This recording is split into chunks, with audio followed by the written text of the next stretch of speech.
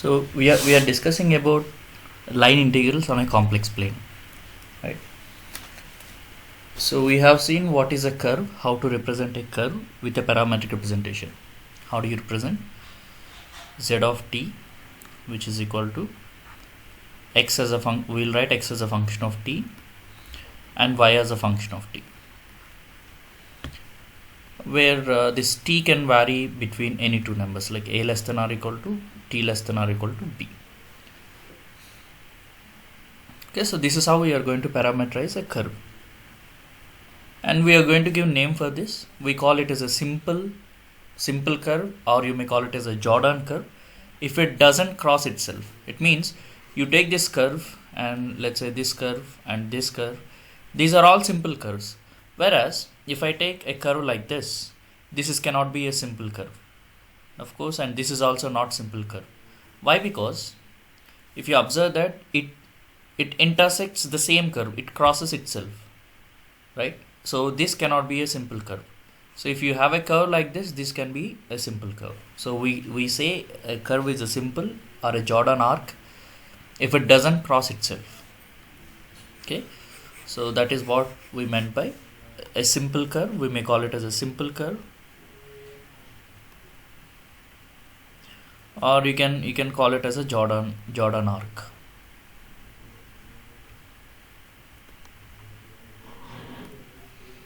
Okay, so to see, we say like z of t is a Jordan arc when you know that z of t1 is not equal to z of t2 when t1 is not equal to t2.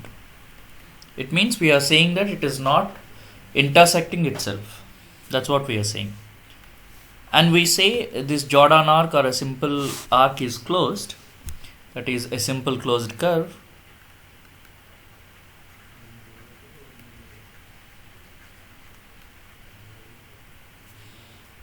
we say it is a simple closed curve if the starting point and the end point are same, that is z of a equal to z of b.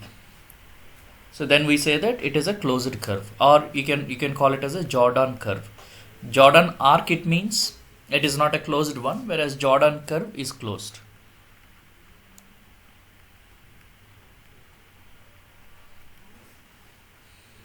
You can see the example of a simple closed curves. You take z equal to e power I theta. So when 0 less than or equal to theta less than or equal to 2 pi, you see this represents a circle centered at origin with radius 1 and which travels in anti-clockwise direction. You can look at the direction as well. Okay, if you want to write as x plus iy form, yes, you can write this is cos theta plus I sin theta. So x is cos theta and y is sin theta. Whereas if I take some other one, let's say z equal to e power minus I theta, now this also represents the same curve, but the only difference is it rotates in a clockwise direction.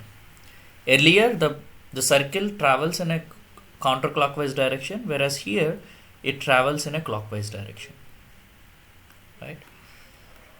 So these are examples of simple closed curves. And you can have one more example. It's like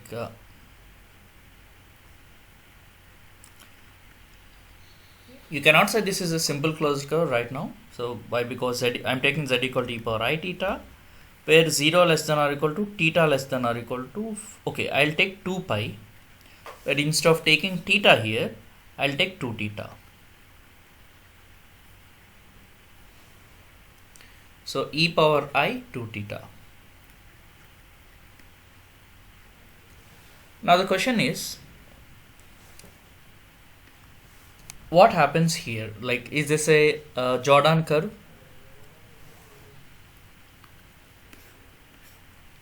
So we say it as a Jordan arc or a Jordan curve when z of t1 is not equal to z of t2, unless at the endpoints. If it is curve at endpoints, that can be equal, but nowhere else they are going to be equal, right?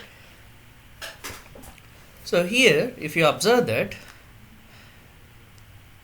if you go from 0 to pi, you can create a circle Why? Because you are taking 2 theta there. So from 0 to 2 pi itself, we can create a circle.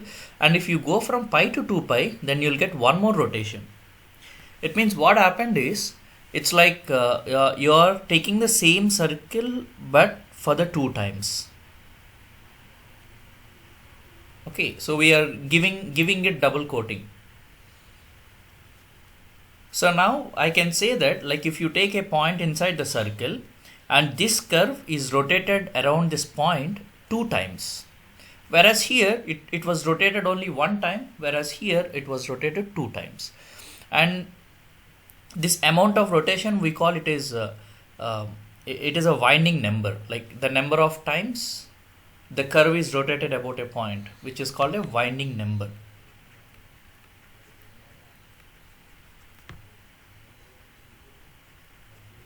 And we are going to denote that winding number with eta, where eta is 2 here for this curve. Okay, so in future when we discuss Cauchy-Gaussian theorem, there Cauchy integral formula, there we'll see the importance of this winding number. Okay.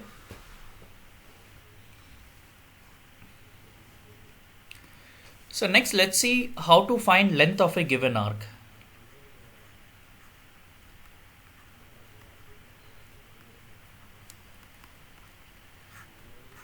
So we know any curve can be parameterized this way, like z of t. So once if you have z of t where you know that a less than or equal to t less than or equal to b, then the formula for its length, like in calculus we have seen the formula for arc length is integral like a to b square root of dx by dt whole square plus dy by dt whole square into dt. So this is the formula, right? For formula for length of an arc. So the same thing you can apply. There you're seeing the point as x comma y, whereas here you're seeing it as x plus iy. Now I know that inside expression is equal to absolute value of z prime, and it's simply absolute value of z prime. So arc length formula is L equal to t equal to a to b absolute value of z prime of t into dt. So this is the formula for arc length. Okay, so if you are given a curve z of t and if you are asked to find its arc length, you can use this formula.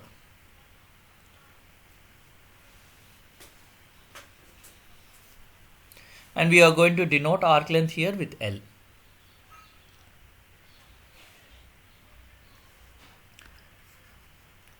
Next, and let me define a tangent vector of a curve.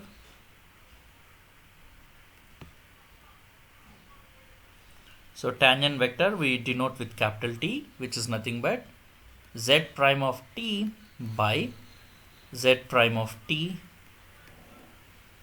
its absolute value. So this is how a tangent vector is defined. And here, we should make sure that z prime of t is not equal to 0 to define this tangent vector. Of course, this is not just a tangent vector, this is actually unit tangent vector.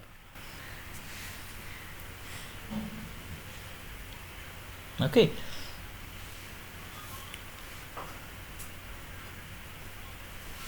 Now let us define what are smooth curves.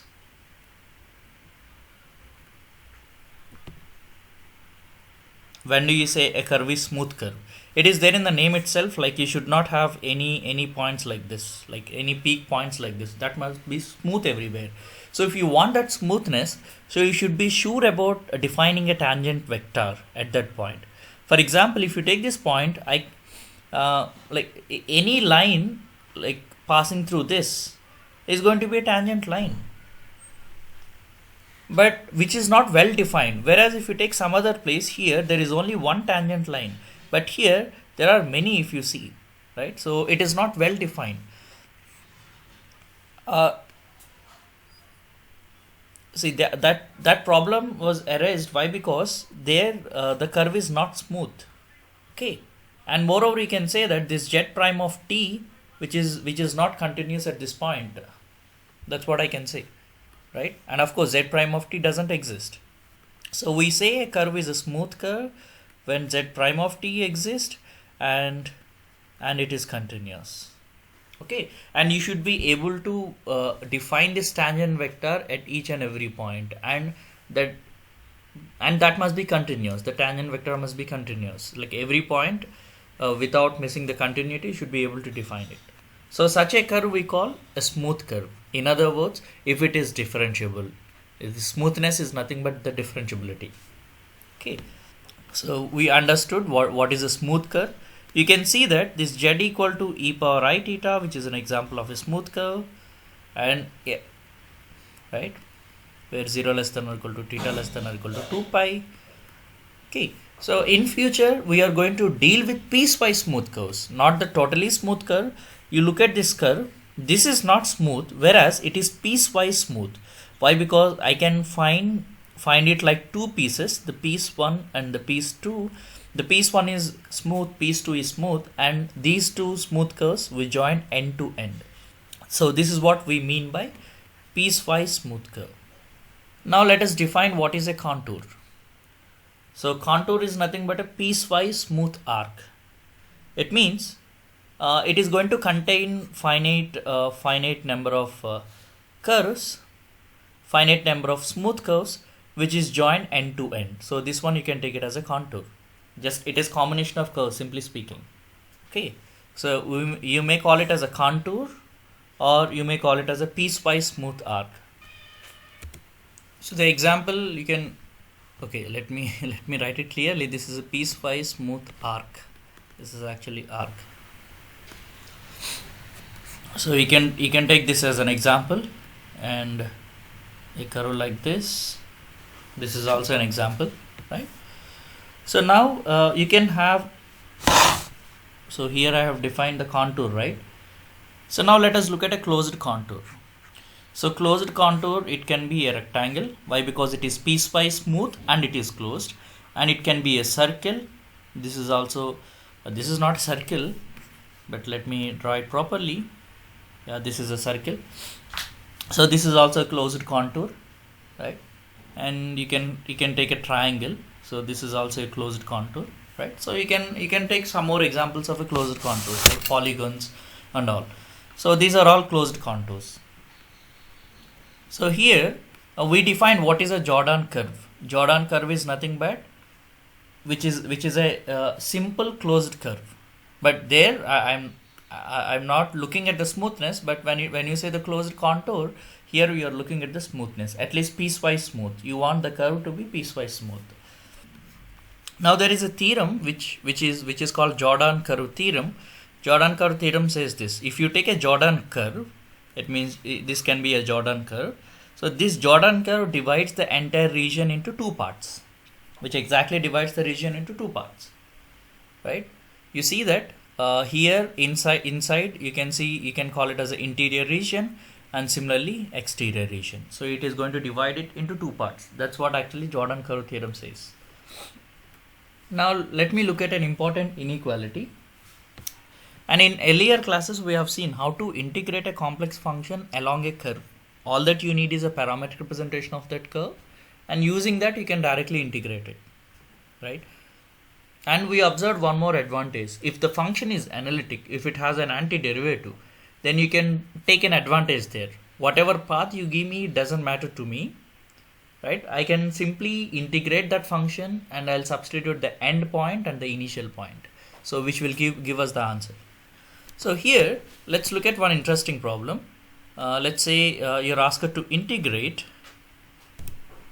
so given a root z by, so which is z square plus 1 into dz, and this is what they have given us, where c is the contour, and that's what given like this: z equal to, where c is from z equal to 3 to minus 3 along a circle. Okay, so this is the contour. So now you need to look at integration of this along c. Now the question is not just finding its value, it is to estimate this integral. So now the question is, what is the maximum possible value of this integral? This is the question, right? So now we have to investigate how to find maximum value of the given integral first of all. So integral along C, f of z into dz is given to us. Now they are asking us to estimate its maximum value. Okay, so of course I'm looking at the absolute maximum value. Maximum, I mean, like you cannot compare two complex numbers. You cannot say which one is big and which one is small. Like 1 plus I and I am giving you minus 2 plus I. So how do you compare these two? We do not have a comparison between these two. But what we can do is we can see how far from this, how far these numbers are from origin, and we can measure the distance, which one is far, that we can see. Like where is 1 plus I, it means what is its absolute value, and you take its absolute value. These two you can compare, right? So finding the maximum value of an integral, its absolute value. I'm looking at the absolute maximum of this function, right? So we know that from integral calculus, we know like this is same as integral along C modulus of f of z into dz, right? Now let's assume that you know what is the maximum value of this function on this curve. Let's assume that modulus of f of z, which is always less than or equal to some m. This is true for every z belongs to this complex curve. Not that a complex plane, just on the curve I can see the function maximum value is m itself. It cannot go beyond m on the curve. So if you have this information, you can say that the entire expression, which is what integral along C modulus of f of z into dz, this is going to be less than or equal to integral along C m into dz, right? And this is equal to m into integral along C into dz. And what does it represents? So m into, if you integrate along the given curve, which exactly represents the length of an arc. You may not agree this directly, right? Why? Because for length of an arc we have seen another formula, sir. What is that formula? So this is what integral along C, like modulus of z of t into dt, but I am not finding it there. Okay, so there's a small thing I need to do. Okay, so here I should take the absolute value to these two. So once if I take the absolute value, and this is what actually absolute value of this, and this one I can rewrite it like this. This one can be expressed as m into integral along C. What do you mean by dz? Or derivative of z with respect to t. That's what z prime of t into dt. This is how you write it, right? That is how a dz is defined. Dz is nothing but z prime of t into dt. So here z prime of t first.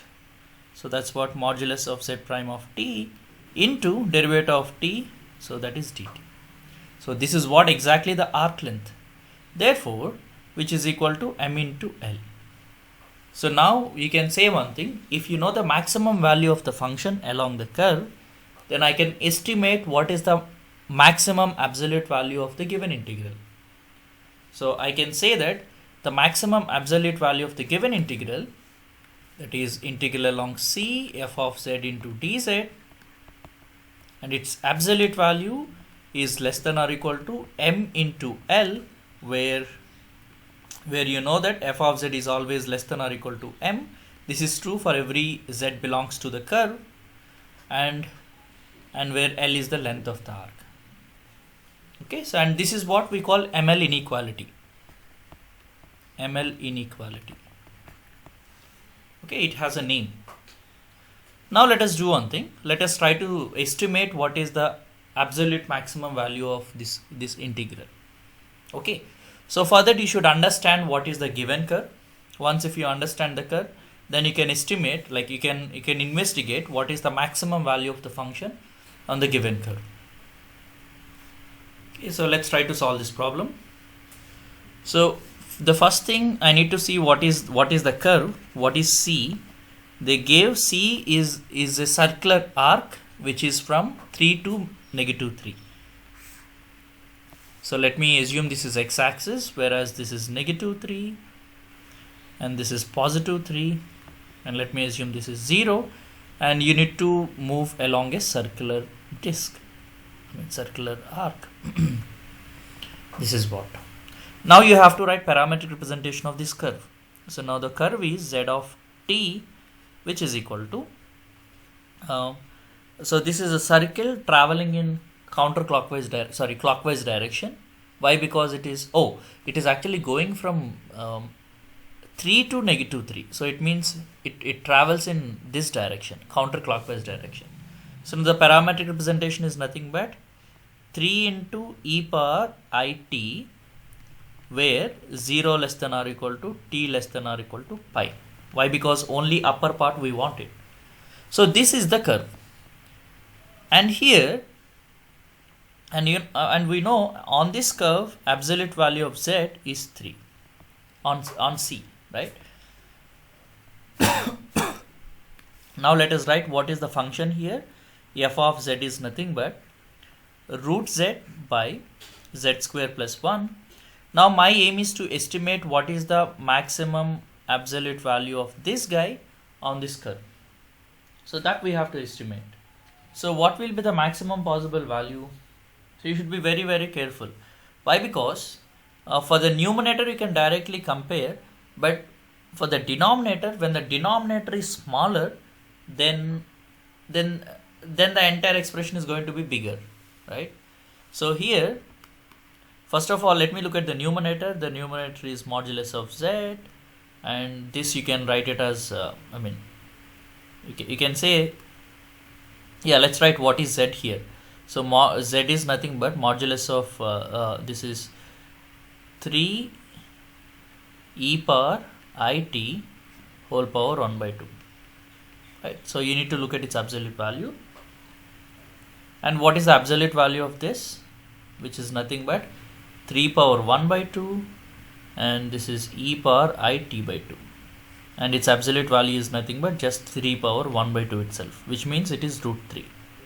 So therefore, on the curve, modulus of root z will be equal to root 3 itself. This is what on the curve. Next, I need to look at this guy. The other guy is modulus of z square plus 1. See, I want the other value to be bigger than f of z. It means here I should see what is the lower bound for z square plus 1. Why? Because when the denominator is small, the value of f is going to be bigger. So we'll go for this estimation, and we know one result, that is mod a plus b is greater than or equal to modulus of mod a minus mod b. This is the result. So using this result, I can write this guy as mod z square minus 1, right? This is greater than or equal to this. Now this is equal to, what is mod z square? Mod z itself is 3, so which is 3 square minus 1, 3 square minus 1, which is equal to 9 minus 1, which is 8. Okay, so the minimum possible value of z square plus 1 on the curve is 8. So therefore, you can write that modulus of f of z, which is equal to modulus of root z by z square plus 1, which is less than or equal to, what will you write here? Numerator is that's same as root 3, whereas the denominator is, okay, let me write one more step. This implies I can say 1 divided by modulus of z square plus 1. You can write this is less than or equal to 1 by 8. So using the above expression, I can write root 3 by 8. Okay, so the maximum possible value of the function on the given curve is this, root 3 by 8. So this is the maximum possible value. Next, once if we get the maximum possible value, then we look for what is the length of this arc. This is a semicircle. I hope you can directly tell me what is its length. The total circumference is 2 pi r, but here you are taking only half part, so its circumference is pi into r. So so this is nothing but 3 times pi. This is the arc length of the given curve. So therefore, I can conclude that the maximum possible value of this, which is root z by z square plus 1 into dz, this integral is always less than or equal to m into L, where m is nothing but root 3 by 8 and L is nothing but 3 pi. So this integral cannot exceed this value, that is 3 root 3 pi by 8. I mean, the absolute value of this integral do not exceed this value. This is the maximum possible value we can say. It may take or may not take, that is different, but I can say one thing, which cannot go beyond this value.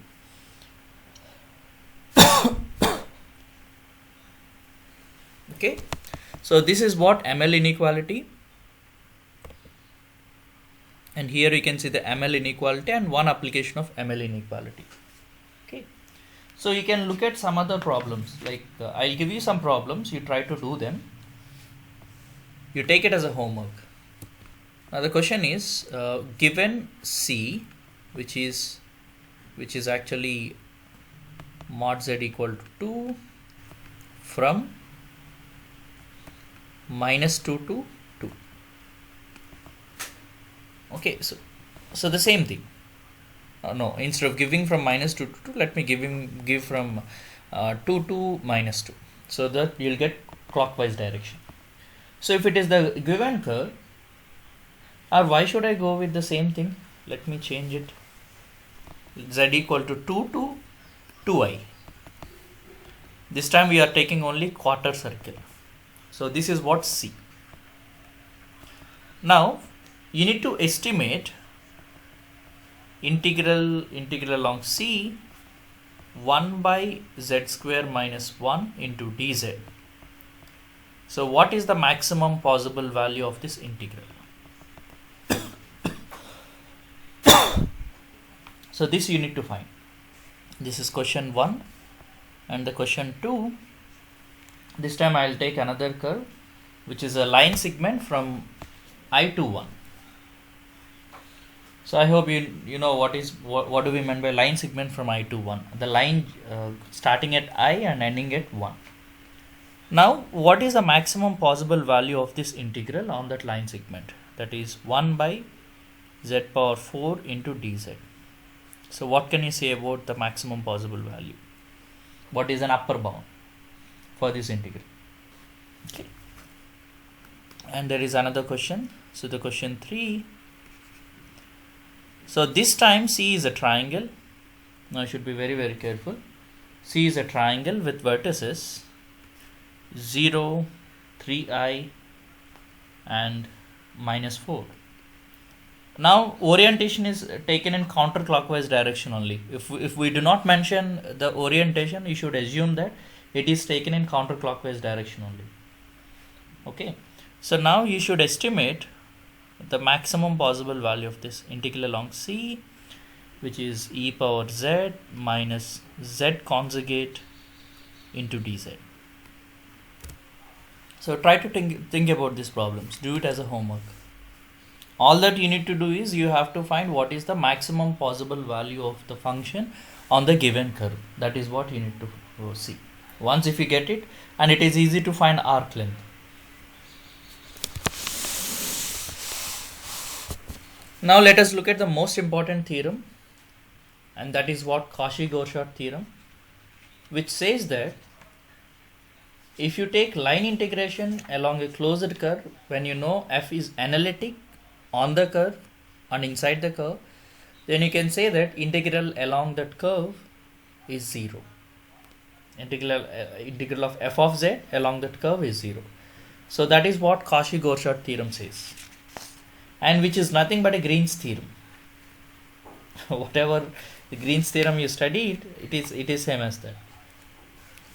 So let me write this theorem, Cauchy-Goursat theorem. So if a function is analytic at all points interior to and on a simple closed contour C, then you can say that integral along C f of z into dz, which is equal to 0. So only thing you need to make sure the given function is analytic, interior to and also on the curve. So here you are starting with a simple closed curve. So let us see an application of it. For example, if I have let's say if I have integral along C, where C is nothing but mod z equal to 1, mod z equal to 1, and the function is f of z equal to z square minus 4 into dz, where the c is the entire curve. It is not some part of the curve, which is entire unit circle. Let me denote it this way. For a closed integral, for a closed curve, we write that symbol. It means it is an integration along a closed curve. So now let us look at this theorem. This theorem says that if a function is analytic on the curve and inside the curve, then I can say that integral of that function is 0 along that curve. So here you need to investigate whether this function f of z equal to 1 by z square minus 4, whether is it analytic on the region or not. That we have to investigate. So to see that, you can do one thing. You see what are the problematic points here. The problematic points are the one which gets 0 in the denominator. So which means you see when the denominator is 0, we know it is going to be 0 when z is plus or minus 2. Okay. So now the question is whether these points plus or minus 2, were they included in this domain? What is this domain, sir? Which is a closed circle, right, with radius 1. But plus 2 is here, minus 2 is here. So this plus 2 and minus 2 which are not inside this curve. So now I can say that inside this curve and also on this curve, the function is analytic. So we can say that f of z, which is equal to 1 by z square minus 4, this is analytic on C and inside C. So therefore, or you can simply write it this way, on C, instead of writing on C and inside C, you can simply write it like this: analytic on mod z less than or equal to 1. So once if you give this statement from Cauchy-Gauchard theorem, I can say that this integral value is 0. Why? Because C is a closed curve. Given C is a closed curve, therefore from Cauchy-Gauchard theorem, what can we say? So from Cauchy-Gauchard theorem, we can conclude that integral along mod z equal to 1 divided by z square minus 4 into dz, this will be 0. Okay, so this is what we can directly say using Cauchy-Gauchard theorem. Okay, suppose if you have the same problem, let's say now I'm giving you the same function, that is 1 by z square minus 4 into dz. Now if I take the curve to be mod z equal to 3. So this is question 2. Now my question is, does this integral satisfies the hypothesis of Cauchy-Gauchard theorem? What is it? No, sir. No, it's Because not it is satisfying. inside the circle. It's not satisfying the hypothesis of Cauchy-Gauchard theorem. Yeah, correct. Why? Because mod z equal to 3. So first let me draw a circle. This is not looking like a circle, but assume this is a circle. So here this is the curve C, that is mod z equal to 3, and plus 2 is here. Here is plus 2, whereas here is minus 2. The problematic points of this function are plus 2 and minus 2. And we know one thing, that is 1 by z square minus 4. This is not analytic. This is not analytic at z equal to 2 and z equal to minus 2. But these problematic points are there inside our curve.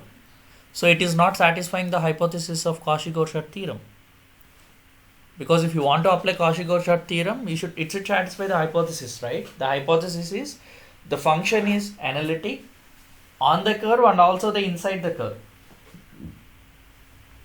But inside the curve, we observed that it failed to satisfy the theorem because f is not analytic inside the curve. Therefore, you cannot conclude anything using Cauchy-Gauchard theorem. Why? Because if it satisfies the hypothesis, then you can conclude. If it is not satisfying, then what can we conclude? So nothing to conclude here. But here, for the same problem, we are going to do it using Cauchy integral formula. Okay. But anyway, that we'll discuss in the next class, Cauchy integral formula. And here let me give you few problems. So now your question is, what is the answer to this problem? Yes, we'll answer this problem once if we discuss Cauchy integral formula. Okay. So next, let me ask another question. Q3. That's what integral along C, right, where my function is z square plus 2z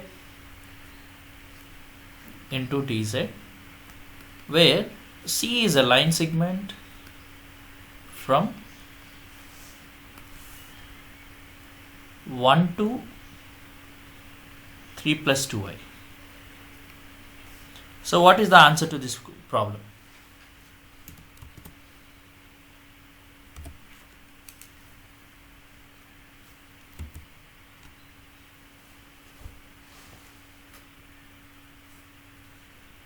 Sir, the function is analytic at everywhere, sir, because it's a polynomial, sir.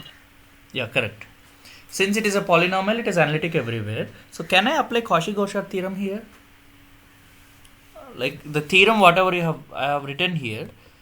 What is that? It is not a curve, sir. It is a curve. It is a not a closed curve, sir. Yes, it is not a closed curve. That's what you should say. It is a curve, but the problem is it is not a closed curve. C is not closed. So here the problem is C is not closed. So now there is no 0. But since the function is analytic, what you can do is, you can say that the line integral is independent of path. This integral is independent of path. You just tell me what is the starting point of the curve and the ending point of the curve. That's it. I don't need what is the curve. So since it is analytic, you can do one thing. You can find its antiderivative. The antiderivative is nothing but z cube by 3 plus, this is z square. And the limits are from 1 to 3 plus 2i. Right? This is what the integral value. Now that's equal to, you just need to substitute this 3 plus 2i whole cube by 3 plus 3 plus 2i whole square minus 1 by 3 minus 1. You just need to simplify this guy.